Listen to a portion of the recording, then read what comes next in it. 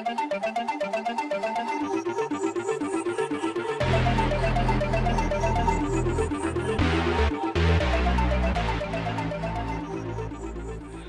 to the Theory of Conspiracy. Don't adjust your headsets. You are listening to three northern lads from the UK discussing mainstream and non-mainstream conspiracy, talking about our own beliefs and challenging each other's. Hi TheoConPod. Just a quick ramble from the editing suite. Today I'm walking alongside the canal. Just a note to say that we recorded the main part of the show that you're about to listen to on the 11th of March, when the number of UK confirmed cases was about 470. As I'm talking now, it's the 17th of March, and the UK confirmed cases are over 1,500. So there's a lot of information already out of date, and the government advice is changing on a daily basis. Hopefully this podcast will go out on Friday the 20th, as usual. Obviously the intention of this podcast is not to frighten or scare anyone. We're not giving any sort of advice. Please go and look at your local government medical advice if advice is what you're after. Our intentions are purely to discuss some of the mystery surrounding the outbreak. A couple of things that hit the cutting room floor. Number one was Carlos's theory on the stock markets affected by the virus, and also the books that predicted the virus from Wuhan in the year 2020. We may come back and cover these on a future podcast, as I'm sure we'll revisit this topic as more and more information emerges and perhaps more conspiracy theories come out of the woodwork regarding the virus. Just a shout out to those people that have liked and reviewed the podcast so far, or are following us on social media, Facebook, Twitter or Instagram. Just a reminder to others that it's at TheoConPod. That's at TheoConPod. And we've also not seen anyone comment to say that they either disagree or agree with either myself, Nick or Carlos. We'd love to find out if you think any of us are talking complete rubbish at times, and even feedback your own suggestions. We might even cover it on the podcast if we have time. So with that, we'll get on with the main part of the show, and I just want to apologise if the breeze has been picked up on my microphone. The show is going to be called Corona Part 1, and we're just basically going to leave it open for a potential sequel. Okay, enjoy.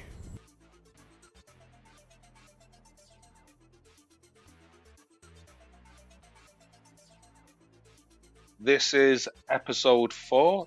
We're going to be talking about the current climate, which is the coronavirus. I'm sure everybody's got an opinion of what's happening or what's not happening and what's being discussed, and what mainstream media or non-mainstream media are discussing, and certain politicians and journalists. The first one, which is one I've sort of been thinking about over the last, say, 2-3 months, is the coronavirus, is it just some horrible coincidence, some virus which is mutated from animals or food source, or is it a man-made product?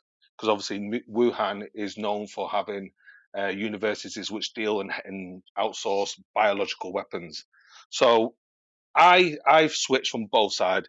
I've gone from man-made, horrible coincidence, but at the moment I just want to see what you two are thinking out there. So Yeah, Carlos, I think it's just like the avian flu and the swine flu that we've had in recent years, and it's come across. I believe the official story is they think it's come from bats, and possibly it went to bats from another animal prior to that. So yeah, I think it's just yet another strain of flu that's come out. I can talk more about my feelings about China. I think it was the Black Death came from China originally. It spread across from through sailing ships. I believe that the Spanish flu came from China. There was another flu in the 50s, 60s, could have been 40s. I can't remember what that was called. The plague came from China as well. So it sounds pretty bad on China, but apparently I've seen a graph like that. It shows all the major diseases that killed mass populations originated in China. it's pretty damning Yeah. for the Chinese. They do have some pretty horrendous standards, of living. Like when you see these marketplaces and the shit and blood that's everywhere, it's not a great combination. That's quite interesting because I didn't know. I knew some of the plagues and came from China, but I didn't know some of the ones you just mentioned there. So Yeah, so it didn't come as a surprise when they sort of said, "Oh yeah, Wutan, this one's come from Wutan." the reason why I suggested man-made, and because obviously I always try and listen to different people and people who are completely way out west, people who sort of like have hidden agendas and people who don't have hidden agendas. So then you get like a real scope. The reason why I was saying it could be man-made is because in Spain, there's a few Spanish people who have been treated with the HIV tablet, and it's works with them because they're saying some experts are saying it has the same delivery system as the HIV, and they've been treated with HIV tablets. Obviously, I put it on my Facebook and stuff that I wish I can document. I can't physically remember the strains and what the formulas were, but it has the same delivery system, and I just thought has the same delivery system as HIV. It's come out of near a biological weapon near a university, and I started putting two and two together. And sometimes I do get five, and that's why I started thinking: is it man-made or is it just one of them? Like Nick just mentioned, the hygiene. I was watching some videos which I won't even post on social media. Like they had dogs on the side, and I thought they were pets. But they were not. And there was people saying, "No, I want that one," and they would just beheading the dog and just butchering the dog there in front of them, literally blood on. And I'm like, I couldn't even watch the 2 minute video. And I probably, if I post it on Facebook, and I'd probably my account would probably be deactivated, and rightly so. I saw a similar video, Carlos, of apparently someone going around a Wutan market, and in one sort of aisle they had.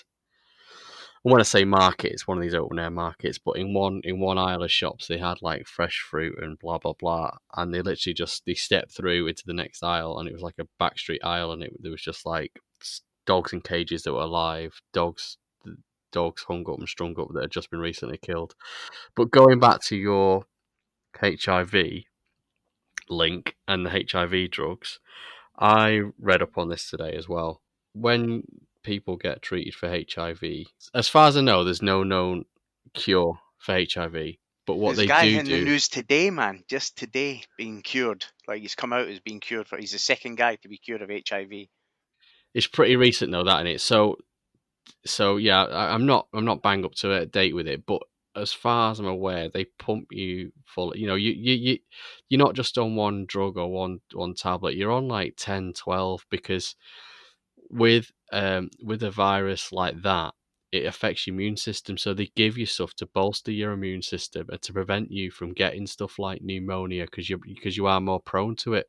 So, Carlos, I think the word you used was the same delivery system as HIV, and I think that's just that it's nothing to do with the delivery system. I think that some of the drugs that they use to combat the chest infections that you get with HIV, such as pneumonia, those drugs also work for the same chest infection, lung infection that you get Yeah, through, and yeah, that's that's what it is. There's two that's the particular only link. drugs, and that's exactly what they Yeah, do. They're used for when your respiratory system starts to fail when you've got HIV. These drugs are used to bolster it, and they're also treating this because it attacks the respiratory system too. I think there's two drugs, and there's two different things. One's respiratory, and one's for something else, I think. yeah, and that's purely where the link is. It's nothing to do that. There's nothing to do with it being a strain of HIV, mashed with some other stuff, and it's been manufactured. So that brings me back to, in fact, are you going to mention the Alex thing, Carlos? Yes, the Alex Jones, because firstly, you asked me how I mentioned it has the same delivery system. My lawyer helped me with the wording of that sentence, so I'll have to speak to my lawyer again. So, but, but no, back to the Alex Jones thing is yes, because Alex Jones is way out west. He has, I know sometimes even I'm thinking, oh my god, what the bleep are you talking about? But it's just the way he talks about this coronavirus, and it's a lot of people have been saying that the next big virus, and Bill Gates has been saying the next big virus is going to be a pandemic, and we're not ready for it, and it will probably come from China. And lo and behold, they're right. And sometimes I understand that coincidences do happen and things do happen, you know what I mean? But I just find it weird that everybody's saying we're going to be a pandemic, it'll come from China, this will be They've the knock-on declared it today effect. as a pandemic, haven't they? Yes, Yeah. declared it today, yes, as a pandemic. Yeah. The Alex Jones is an interesting one because I understand it. It's very because I put things on social media, and first the moment you mention Alex Jones, you get abused, you get attacked. It's easy to attack people like Alex Jones. It's easy to attack people like David Icke. It's so easy to attack him because they've said lots of mad things out there. But that's why Alex Jones has been talking about it, and he's been making people look different. He's making me people like, okay, I think you're a bit of a nutcase, but you're not. You can't always. Even liars sometimes tell the truth. Well, a broken clock's right twice a day, innit? So, okay, so going into specifics then of what Alex Jones said. So I've not heard it personally, but I believe he said that they've taken the HIV genome and the pneumonia genome and they've merged them together and come up with the coronavirus. So I'll tell you what's wrong with that. Pneumonia isn't a genome. A genome is DNA sequence, basically, or the DNA sequence of whatever animal, virus, whatever it is you're looking at. Pneumonia is caused by bacteria, not a genome, not a virus. So it doesn't have a genome, basically. So that's what's wrong with Alex's. But I think that's maybe a little bit literal, but in not defending Alex Jones in any way. But I think that's maybe a little bit literal what he meant. I think he meant they've taken this bit of HIV and they've taken a bit of something that causes human pneumonia response, and they've melded them together into this new virus that's then attacking people. Is what I took from it. I did listen to it, and while he did say that, I think that's a bit literal for what he meant because he spews, doesn't he? He just rants down the microphone, and half of the stuff is garble. So you've got to apply a bit of an algorithm to what he's saying, and filter out some of the chuff. Or you just don't listen to him. Well, when you've got to start filtering out stuff, how do you know you're filtering out the right stuff? You don't. You just have to take your message from it. You have to apply your intelligence to it. Yeah, that's why I'd just rather go to a source that is more trustworthy. Well, it's like if you read a poem, Andy. If you read a poem, I might think it meant something that you, and Nick makes it if it meant something else, and it meant something else to you. It's like Alex Jones. Nick said the right thing.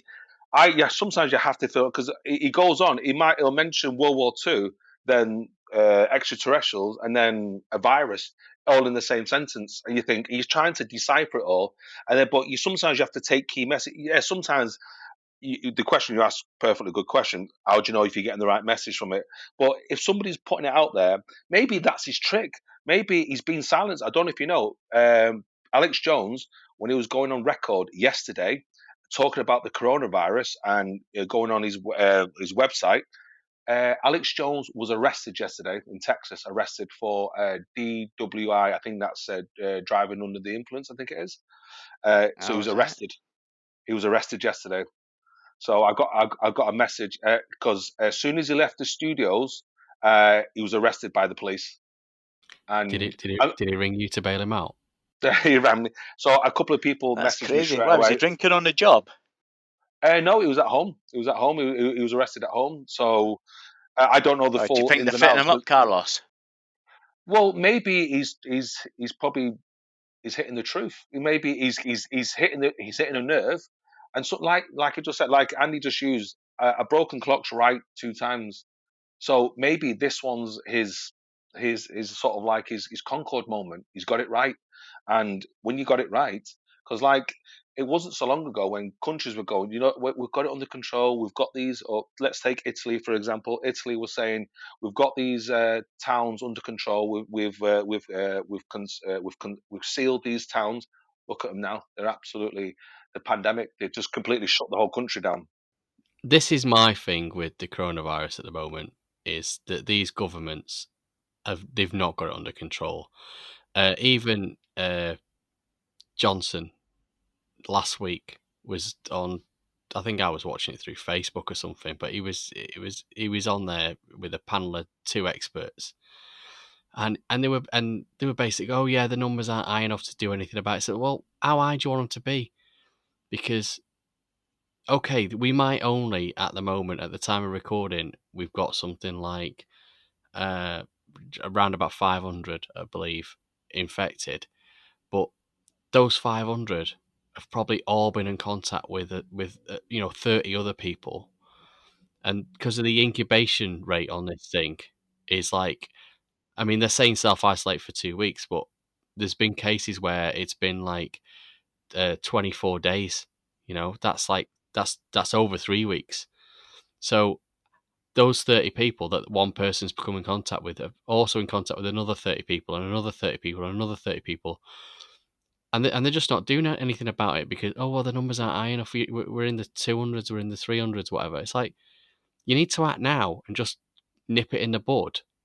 Not wait till it's 1,000, because times that 1,000 by 30, times it by another 30 and another 30 every couple of days. But when it starts getting to 800, 1,000, it gets scary, them numbers. It's like the Fibonacci code. It gets scary. To be honest, Italy is like 6,000. It's, for the population of Italy, they're still quite small. So, don't want to go scaremongering people or anything, but the percentage is quite small. But yeah, because people aren't properly self-isolating and the governments are too slow to impose restrictions and stuff, it's just not working. So it's just continuing to spread and spread and spread. I've named it the thinning. I reckon it's a way of freeing up some of the pension pot to ease global spending, ease global economy. That's kind of what I think about it. I think it's going to go round and it's going to cream off the top layer. Probably exactly what it was designed to do. It's a form of it's Darwinism. It seems to me it's like it's the survival of the fittest. Well, if it is going after the older, weaker generation and people with things, a lot of these people are already past breeding age, so it's not going to affect the gene pool. Because the younger you are, that like it's apparently they're seemingly less affected by it you are. So Nick, do you think it's because of what you said? Do you think that therefore that it is a designed virus? It is a man-made virus, a targeted virus. Then, if you're saying that, or is it just so you just think it's natural, but it's Who just a knows?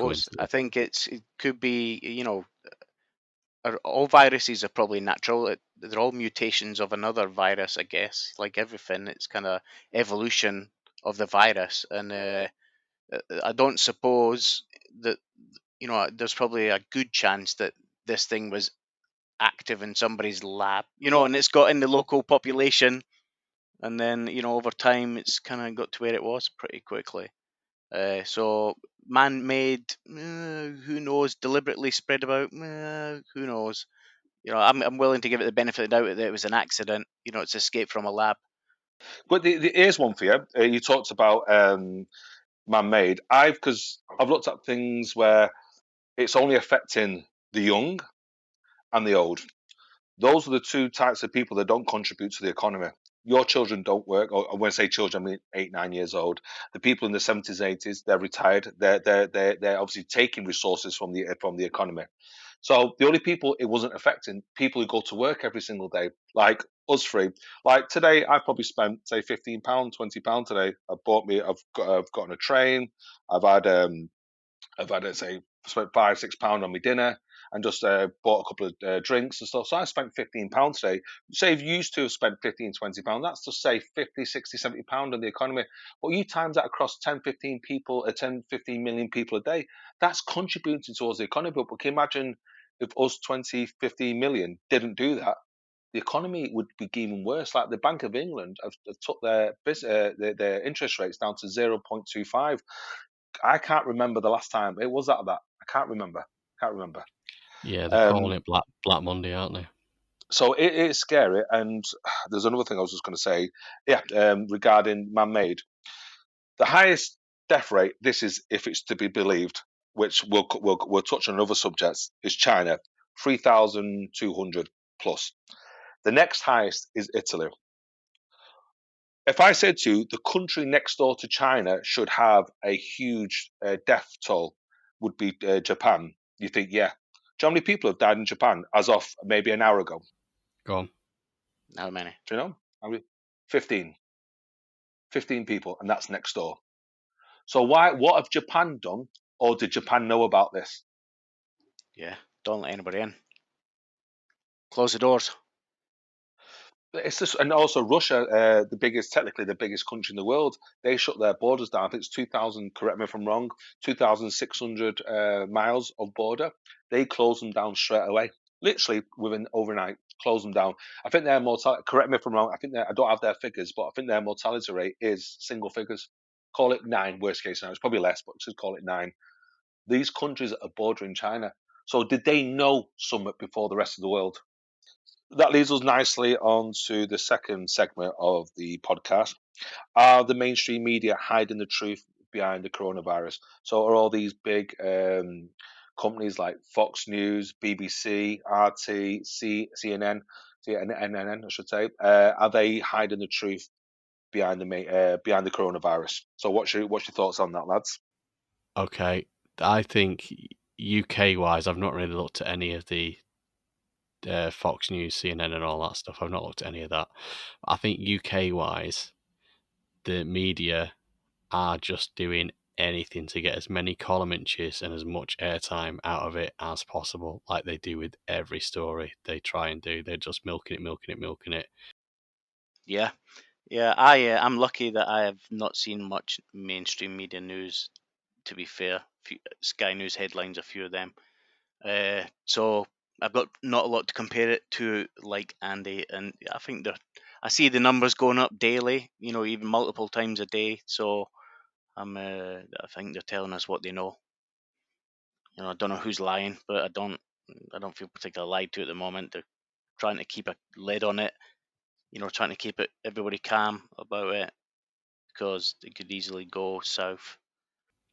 I think the elephant in the room is China disclosing the true figures that I've seen. I've seen what I would call conspiracy theorists talk about that angle, because China is very secretive. Can't even get Google in China.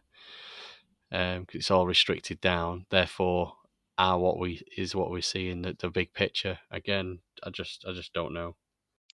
The interesting from my side is I think the media are being brief to give us the skimmed or semi-skimmed version, and because there was I watched in Question Time, say about a month ago, and when you get people on the panel, everybody has an opinion on it. Everyone, I don't care, even if they're wrong, someone has an opinion on it.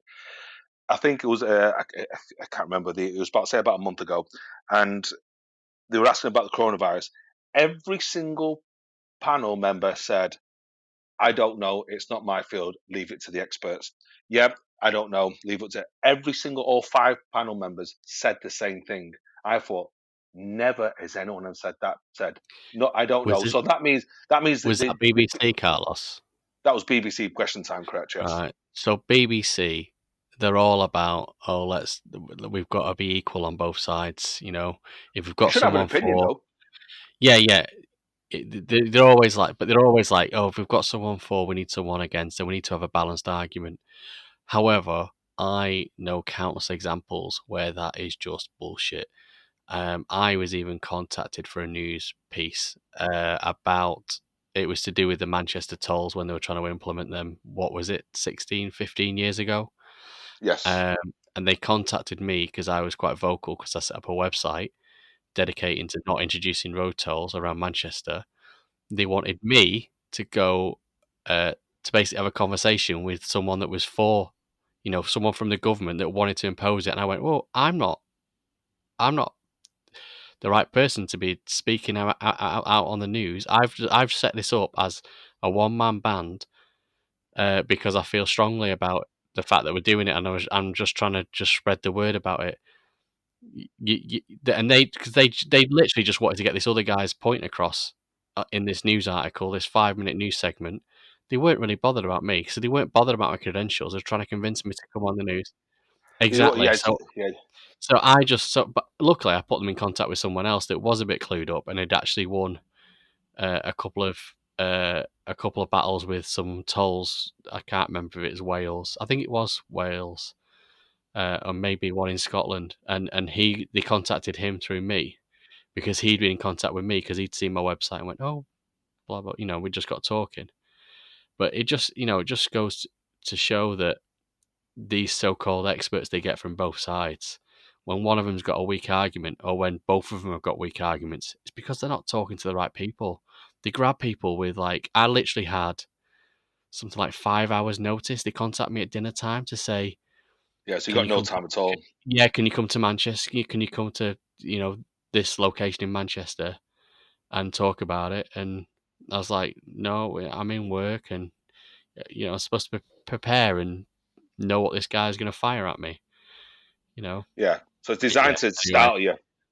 No, and it's like no. That's a great example of that. And the reason why I said the mainstream media are giving us this is obviously my personal opinion. And I need to stipulate. The reason why we set this podcast up is to thought provoke, get different ideas, get people thought provoking. I obviously the next things I'm going to say is I don't want to start scaremongering people. I don't want to start because yes, it's serious, but I don't want to scare people. I rather not scare you out your wits. I rather scare you into your wits, if you know what I mean.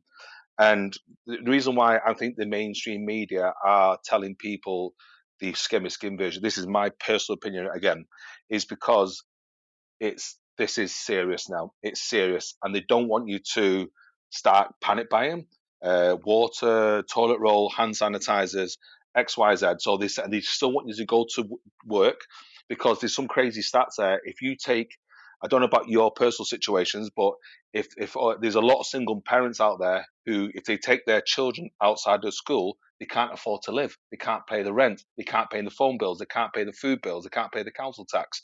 So it has a massive effect. So who's going to pick up that bill? There's another one which is goes back to we'll post it on our website on our sort of social media sites. Is Michael Osterholm, I think it is. He's an expert in infectious diseases, and he gave Joe Rogan conservative figures. Between the next 3 to 7 months, we should have maybe between 48 to 50 million hospital cases. We showed anything between 95 to 100 million cases around the world. We're looking at anything between 450,000 to 500,000 deaths, conservatively. That's over the next 3 to 7 months. That's not the scary thing. The scary thing is when people go back to come out of their isolations, like China, these countries were on lockdown. They go back to their places of work, the factories, the trains, the buses, the car parks. The disease, the virus will reignite again and go for a second. So we will get a second hit as well. So you'll be like, when you've just had a massive flu and you've been bedridden, and you go out, you've been out you've not been out for a week, and you go on a bender and you get hit again. It's the worst time to be hit again. I'll give you another example. There's a guy, the chief medical officer, Chris Whitty, who was asked a question: "What's the worst case scenario?" And most people will give, well, I don't know. He just says 80% of the United Kingdom are infected, 80%. And the journalist said, what would be the death toll? He said 1%. I just worked out conservative, 40 million people, that's 80%, probably more, but just be conservative. 40 million, 1%, that's 40,000 people dead in the United Kingdom. Angela Merkel said the same thing. Potentially 70% of Germany will be infected. You use the mathematics for that, 1%. They're roughly 83, 84 million people. Call it 60 million. Three quarters. That's between 60 to 70,000 people dead in Germany. That's serious. That's serious. Mate, 1% of that number would be about 400,000, wouldn't it? No, it's 40,000. No, 40 million. No, you're right. It's 400. It's nearly 500,000 people, Carlos. 400,000. Yeah. I'm even worse. That's even worse. I'm That's scarce because I was scared at 40,000. Now you're shitting me. Now you're shitting me up with half a That's why million. I've called it the thinning. 300,000 of those are going to be 80 plus.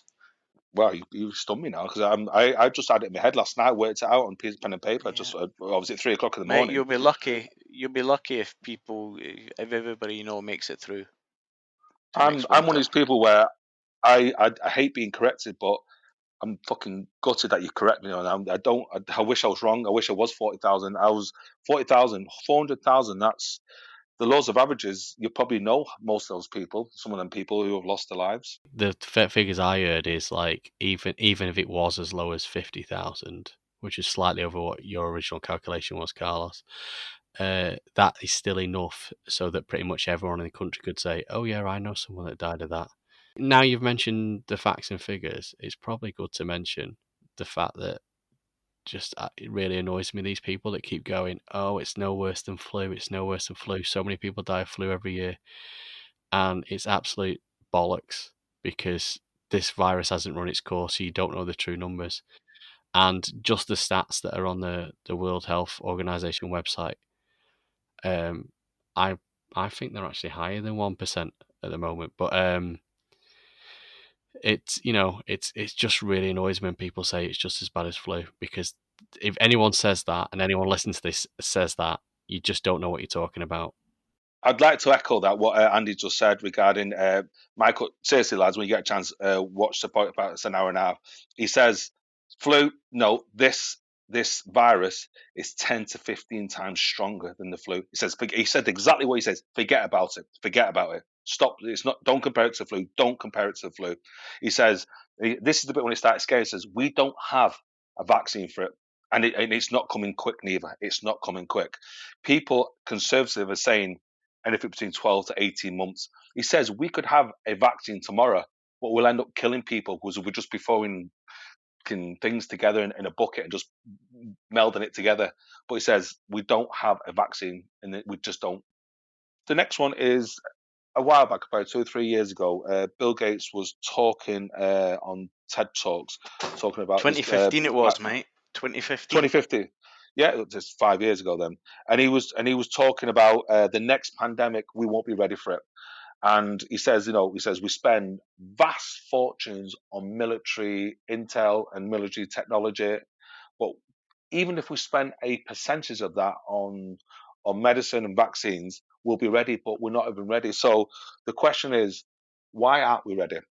And is it because there's no profit in peace? Because obviously, if you're spending money on medication and vaccine, then you're not spending money on technology. What's your thoughts on that? Why are we spending trillions and trillions of dollars on war, but I don't know what the percentages are on medicine and vaccines?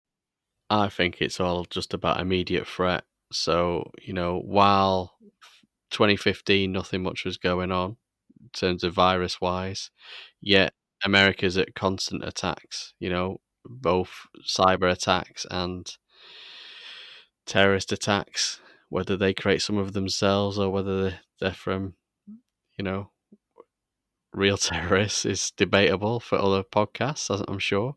But so the immediate threat is always, you know, they've built up this massive empire. They can't let their guard down and not be ahead of the game in terms of military might, because people will just start going, "Oh look, America's a bit weak. They're there for the taking. Let's take them." So they've backed themselves into a corner. They've become this big dog, but they've got to keep the defenses up. And yeah, because it's all about risk analysis, because there's no threat. And to be honest, and it's not just that. It's they don't know where it's coming from. So you could power research into loads and loads of stuff, but you The don't problem is know they what can't make you money don't. from it. That's why there's no investment in it. It's not the fact that they don't. It's because there's money in war. They're going to start wars and they'll sell millions of pounds in missiles. There's no money in trying to fight vaccines. You just look at the stock market. If they had just put a tiny percentage of what they've lost in this last week towards a fund like this, see, the problem is all the profits are going up. There's no money coming back down to spend on stuff like this and infrastructure. All the profits are being reinvested to try and make more profits, avoiding the tax system. All the money's going up. Nothing's coming down. The infrastructure's failing.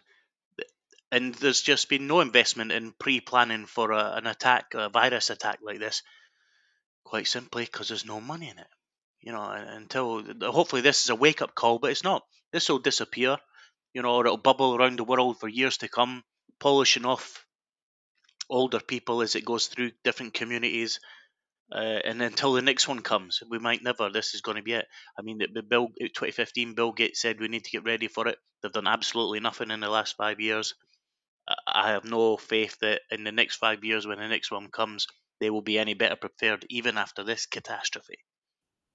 It'll be just like when an asteroid finally takes us out. They'll be like, why have we not got some sort of countermeasures for this sort of thing? We knew this thing was going to happen any day. We're long overdue for a big bash. And it's like exactly the same reason. They don't know where it's coming from, so they don't know what to do. Don't know how much warning they're going to have. And yeah, why throw billions at something that you don't even know, can't guarantee is going to happen? Sure, there's no profit in peace, is there? So that's the scary thing about it. So Why do you think people are so quick to throw out conspiracy theories each time there's a new threat or disaster or just generally bad shit going down, whether it's a terrorist attack, a virus, and anything, stock market crash, or a politician's getting elected? It's always, oh yeah, the Russians did it, this, that, and the other. There's always a theory quickly comes out of the woodwork. Who are these people creating these? Who are these people creating these conspiracies? They're just people that want to get their name spread about. What's going on? What do you guys think? Clickbait, mate. I think clickbait. That's what get these things going. That's what generates money for these people. The biggest salacious title will get the most clicks, will generate the most money, and by nature of that, it's going to create conspiracies and strange thoughts and stuff like that spiraling off. I like to echo that because sometimes there is hidden agendas, and people go back to like I always look for red flags. Sometimes things happen naturally. Sometimes things, okay, I understand why that happened, or maybe something happens and it benefits a certain company, or it benefits a certain journalist, or it benefits a certain politician, or prime minister, or president. So I always look at that. Try and look at the. I always, what is the saying? I always come up. I don't judge a person on what they say. I judge them on what they don't say. So I always look for things what people. It's like if someone says to you, "You've been crying," I say, "What's happening?" And they go, "I'm fine." Well, I know you're not fine, but you told me you're fine. That's why I always look for like hidden agendas. And sometimes you can end up opening Pandora's box and then going down a complete different rabbit hole. But I think people like sorry, Nick just mentioned clickbaits. People need to sell newspapers, need to sell advertising on their web addresses and stuff like that. So I think that's probably what it is, really. And also, just because it's a conspiracy theory doesn't mean it's not true. You know what I mean? Could equally be as true as it's likely to be as true as it's likely to be made up.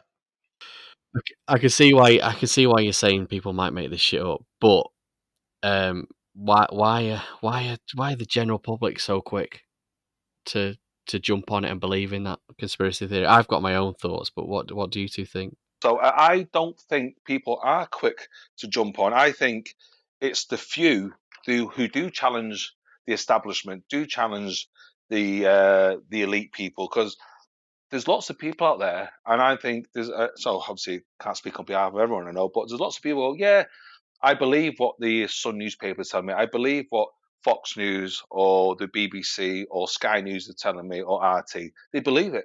Someone said to me today, "Oh, I read that in the Sun," and I looked at him and to say, "You read that in the Sun?"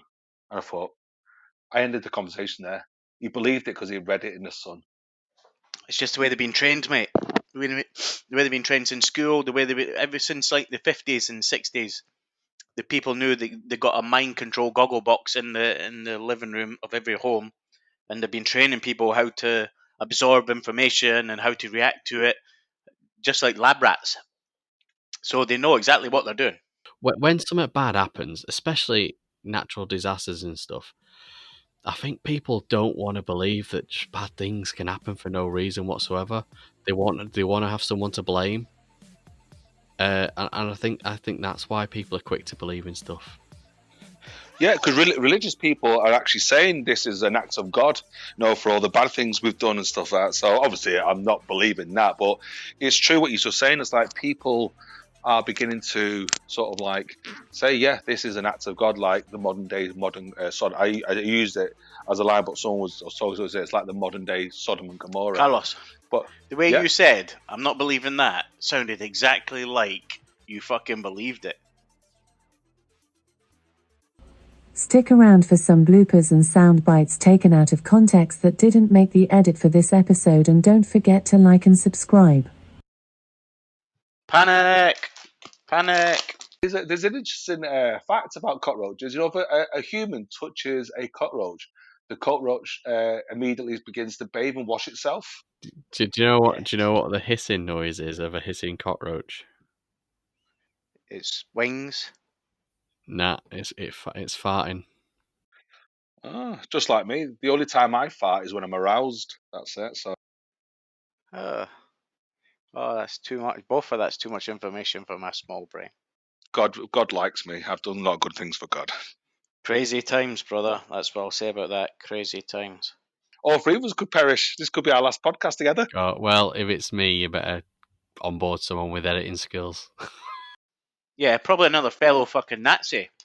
That's it. So maybe it's obviously that's where my head's gone from left to right on these kind of things. You know what I mean? It was one of those denials where you sounded like David Walliams for a second.